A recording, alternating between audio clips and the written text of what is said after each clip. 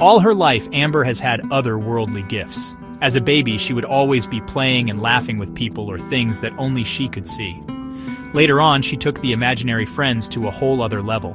Her teachers had to bring in her parents and explain that Amber was scaring her peers. In time, she realized that she was the only one seeing her friends.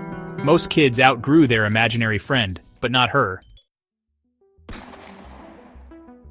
As the years passed, she would know things before they happened. She once had an impulse to touch her visiting aunt's head when her aunt was having one of her debilitating migraines. When she did, her aunt felt a pleasant cooling sensation, and in less than a minute, the migraine went away. A few parapsychology, psychology, and medical groups approached her parents about having her tested, but her parents, wanting their only child to have the most normal life possible, always declined. When she was in her early 20s, she started to have frequent contacts with her spiritual guides, and they helped her develop perhaps the most astounding psychic gift yet. They call it psychographing. She could think about people or situations that she has questions about, and she would get accurate still images, as well as videos with action and verbiage about curiosity. Not only would she get those accurate images, but she could actually save the images, still and moving with words, to her devices, send them to others, or upload them to social media platforms. Her spiritual team cautioned her about the only caveat: never to use that gift to hurt anyone. She wasn't the kind to hurt anyone. She has always had emotional maturity beyond her years. She was always an advocate for the underdog, and kindness was second nature to her. She was told she could only use psychographing to right wrongs or injustice, or just satisfy her curiosity for her own edification. When she shared information that was psychographed, her ultimate goal should always be to encourage people to function from a place of love.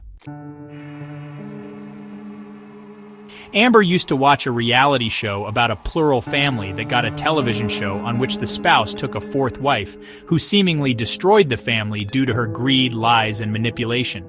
She concentrated on the show and saw the full backstory the viewers never saw on the show. This is really what happened. The original three wives were Norma, Charlene, and Amanda. Norma was the first wife. She was madly in love with the husband, Chad. Chad was her first everything. Norma grew up in a polygamous family, and although she wrestled with jealousy for all the years she had sister wives, she did the best she could with it. Charlene was the second person Chad added to the family. She too grew up in a polygamous family. She did not deal with the jealousy as much as Norma, as she was able to manage her emotions a lot better. Her biggest challenge was finding a way to get along with Norma, who, Charlene felt, lorded it over her with her legal wife status. Then there was Amanda, a sweet, kind, and fair-minded young woman who joined the family at age 21. She had a very happy polygamous childhood and had been looking for a fairy tale ending to her life. So the four adults' lives were all a compromise of some sort. Each one of them ended up settling for the reality of what their lives turned out to be. Now, Chad had a deep secret that, well, we'll get to later on. But honestly, Chad was hardly the right person to lead a polygamous family.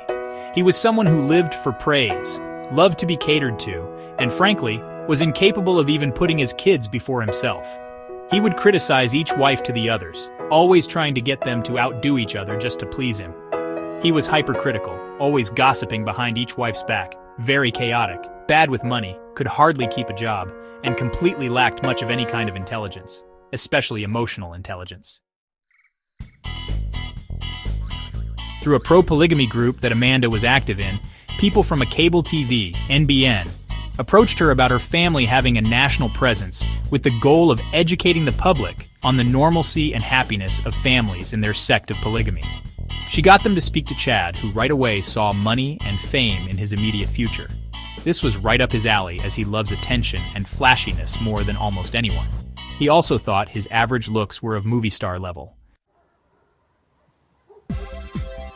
From talks to shooting took about a year, and during that time, there was a buzz in their polygamy community about their impending TV show. Some families wished it were them, but many were happy for the ladies, as they always had a united and happy public face.